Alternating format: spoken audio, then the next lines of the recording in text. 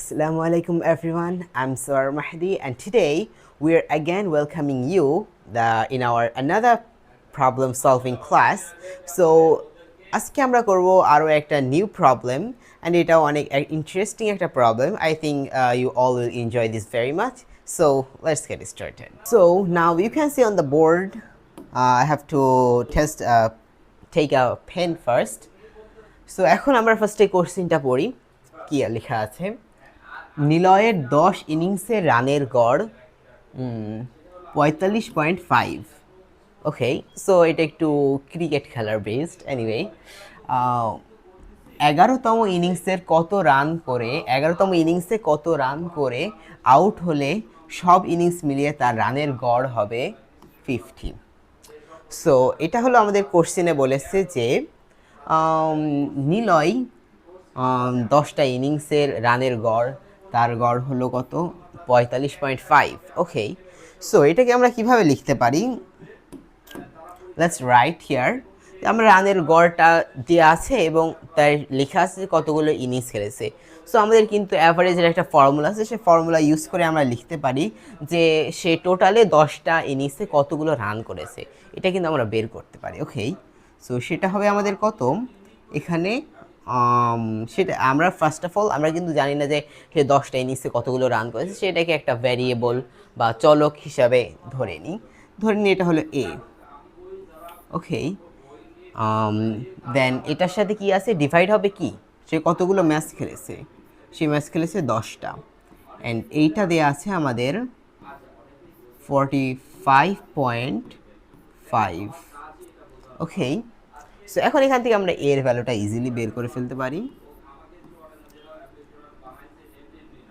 okay so এখান থেকে যদি আমরা এটার ভ্যালুটা বের করে ফেলি তাহলে 455 সো এইটা হবে কি আমাদের সে 10টা ম্যাচ মিলিয়ে টোটাল রান করেছে হলো এইটা ওকে নিলয় 10টা ম্যাচ মিলিয়ে রান করেছে 445 এখন যদি আমরা আবারও যদি কোশ্চেনটা দেখি সেখানে বলেছে 11তম ইনিংসে সে কতগুলো রান করে আউট হলে তার রানের গড় হবে 50 ওকে মানে এখানে আমাদের বলেছে যে কতগুলো রান করবে 11টা ইনিংসে এখানে কিন্তু আমরা সেম ফর্মুলা একটা ইউজ করতে পারি এই ফর্মুলাটা আমরা আবারও ইউজ করতে পারি এখানে সেটা হলো এইভাবে যে 11টা ইনিংসে তার রান টোটাল কত হয়েছে সেটা আমরা বের করতে পারি ওকে সে 11 ইনিংস টোটাল কত রান করেছে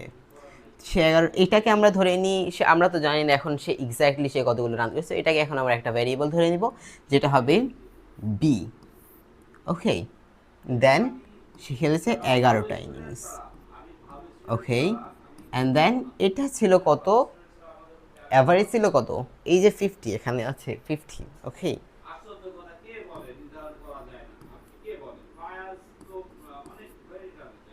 এখান থেকে বি এর ভ্যালু বের করলে কত হয় you all know 550 okay calculation কিন্তু অনেক ফাস্ট হতে হবে ওকে এনিওয়ে দেন আমরা এখান থেকে বের করলাম যে সে 11টা ম্যাচে সে টোটাল রান করেছে 550 এবং সে 10টা ম্যাচে রান করেছে 445 সো এখন আমরা বলতে পারবো না এই দুইটার ভিতর গ্যাপ কত আছে একটু গ্যাপটা ফাইন্ড করি okay let's find the gap এটা যদি আমরা এখন করব কি 550 মাইনাস 455 এটার কত হবে অ্যান্সার 95 সো তাহলে সে এই মাঝখানে একটা ইনিংসের ভিতর রান করেছে 95 বা 95 রান সো এখন যদি তোমরা একটু দেখো যে এখানে বলেছে